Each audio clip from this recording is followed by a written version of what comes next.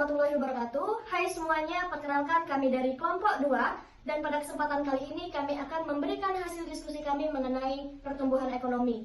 Dan yang terhormat dosen pengampu mata kuliah Teori Ekonomi Makro, Ibu Dr. Dwi Hasmidiani, SPD MSI, dan Bapak Muhammad Akbar Budiman, SPD MSI.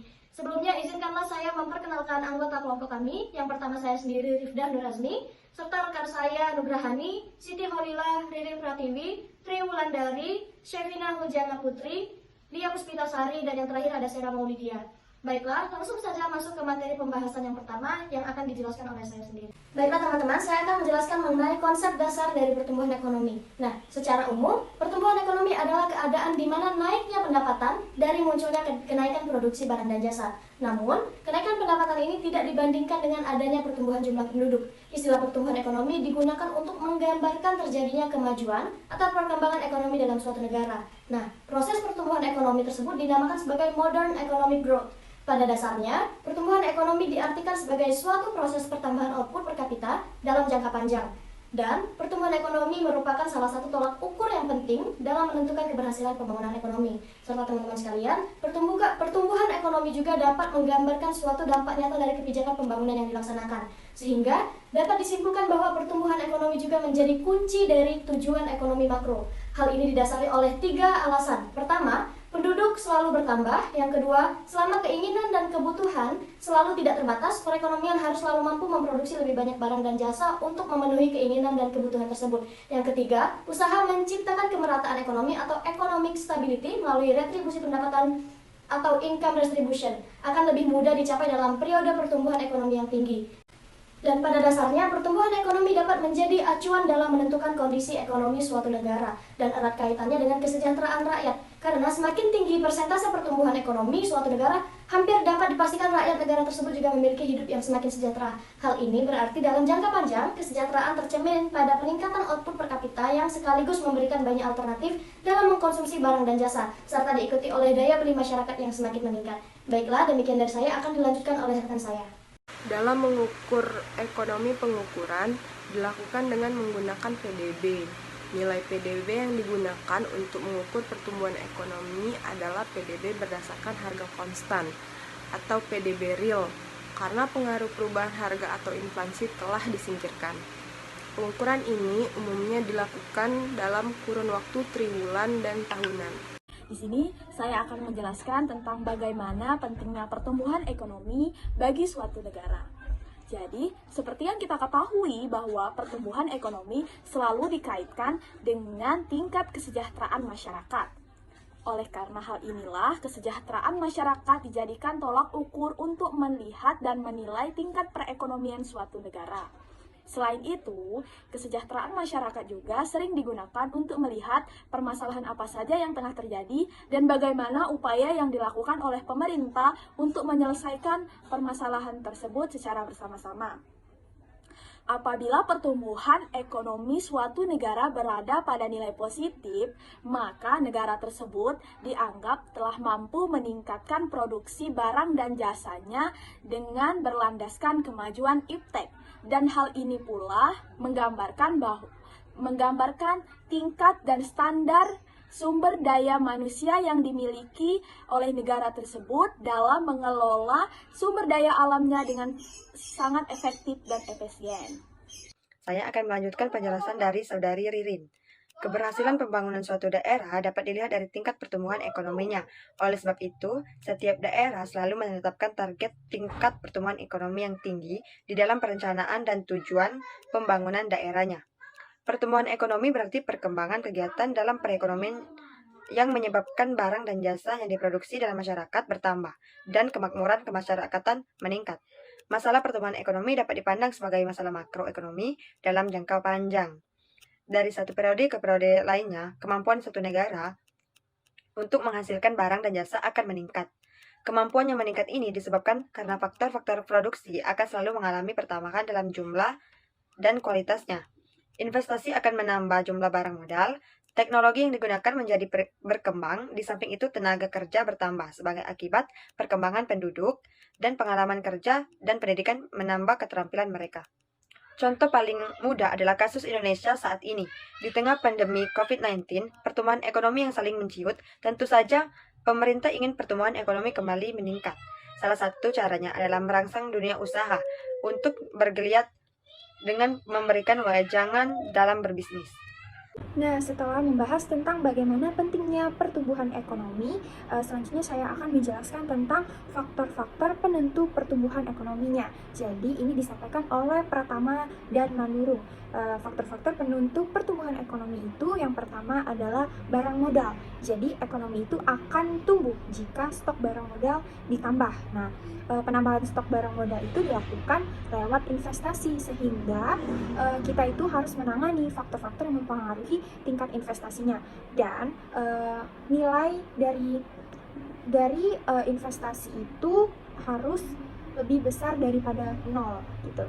Dan akan lebih baik lagi jika penambahan kuantitas barang modal juga disertai peningkatan kualitas. Yang kedua yaitu tenaga kerja. Jadi tenaga kerja itu masih merupakan faktor produksi yang sangat dominan. Jadi penambahan tenaga kerja itu sangat berpengaruh terhadap peningkatan output. Sehingga permasalahannya di sini tuh adalah sampai berapa banyak penambahan tenaga kerja akan terus meningkatkan output gitu ya. Nah, jadi hal ini tuh tergantung dari seberapa cepat terjadinya the law of diminishing return. Nah, terus ini kan akan terus ada kemajuan teknologi, sehingga ya cepat atau lambatnya proses itu ditentukan oleh kualitas SDM dan teknologi produksi. Namun kemajuan teknologi produksi yang semakin tinggi itu akan mempengaruhi jumlah tenaga kerja yang dilibatkan dalam proses produksi.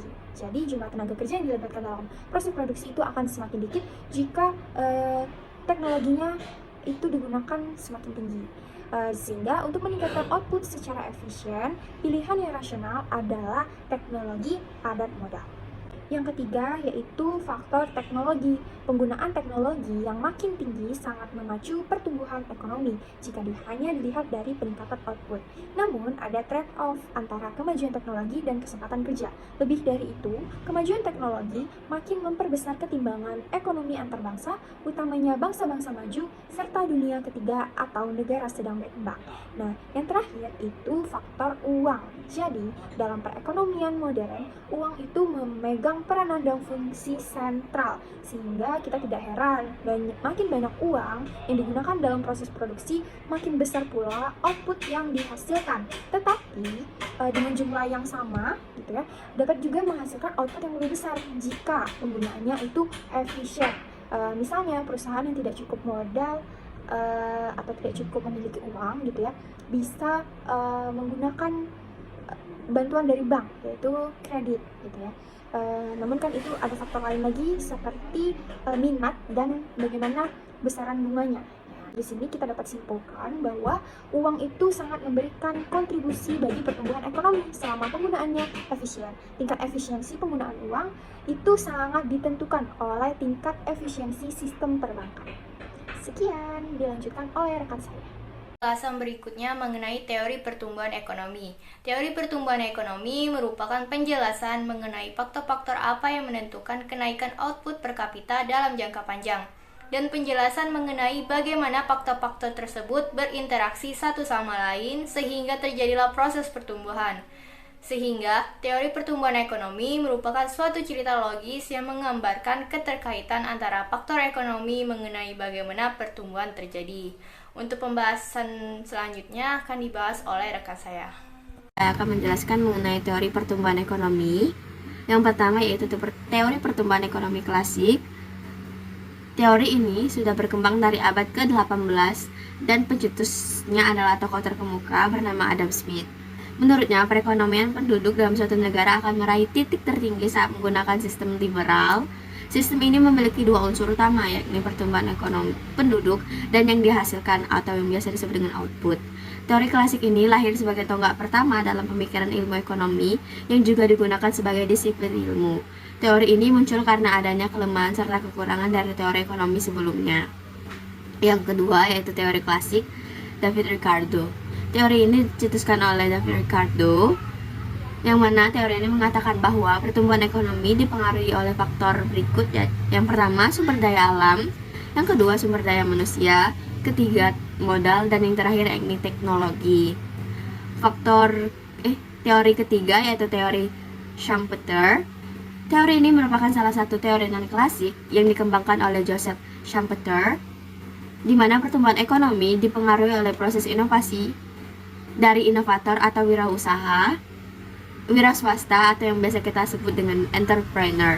Maksudnya di sini ekonomi suatu negara dapat meningkat jika pengusaha meningkatkan inovasi dan membuat kombinasi baru terkait proses produksi hingga investasi bisnisnya. Inovasi mempunyai 3 pengaruh. Yang pertama, diperkenalkan teknologi baru. Kedua, keuntungan lebih monopolistis, sumber dana akumulasi modal. Dan yang ketiga, timbul proses peniruan atau imitasi, meniru teknologi. Yang keempat, yaitu teori ekonomi non-klasik by Solomon Swan. Teori ini dikenal sebagai model pertumbuhan ekonomi Solomon Swan karena awal kemunculannya juga diperkenalkan oleh Adam Smith. Namun setelah itu dikemukakan kembali oleh Robert Solow dan T.W. Swan yang menyatakan bahwa ada 3 faktor utama yang mempengaruhi pertumbuhan ekonomi, di antaranya modal, tenaga kerja, dan perkembangan teknologi. Yang kelima, teori pertumbuhan ekonomi historis, di mana kemunculan teori ini adalah hasil dari pengembangan sejumlah ahli ekonomi seperti Karl Bacher, Werner Sombart, dan Friedrich List dengan pandangan yang berbeda-beda. Meski begitu, pusatnya berada di titik yang sama, yakni pada kegiatan ekonomi masyarakat. Menurut Karl, hubungan antara produsen dan konsumen mempengaruhi pertumbuhan ekonomi nasional. Hubungan tersebut muncul dalam kota, masyarakat, tingkat rumah tangga hingga dunia. Sementara Werner Sombart telah mengelompokkan peran masyarakat dalam pertumbuhan ekonomi dari tahapan perekonomian tertutup, tahapan pertumbuhan industri hingga tahapan kapitalis. Yang terakhir yaitu teori pertumbuhan ekonomi Kuznets, di mana pertumbuhan ekonomi merupakan peningkatan jangka panjang dari kemampuan suatu negara. Tujuannya untuk memberikan berbagai jenis barang ekonomi terhadap masyarakat. Pertumbuhan ekonomi dapat dicapai dengan menggunakan 3 faktor, yakni peningkatan ketersediaan barang, perkembangan teknologi, dan penggunaan teknologi itu sendiri. Baiklah, itu saja dari saya. Materi selanjutnya akan dilanjutkan oleh Hani. Saya akan melanjutkan terkait dengan penjelasan cara mengukur pertumbuhan ekonomi dari suatu negara.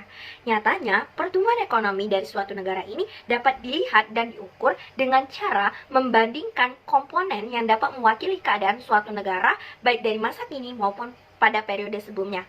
Maksudnya di sini kita dapat menghitung dari pertumbuhan ekonomi itu dengan melihat komponen yang sangat mempengaruhi dari pertumbuhan ekonomi ini, yaitu produk nasional bruto atau PDB, atau melihat dari produk nasional bruto atau PNB.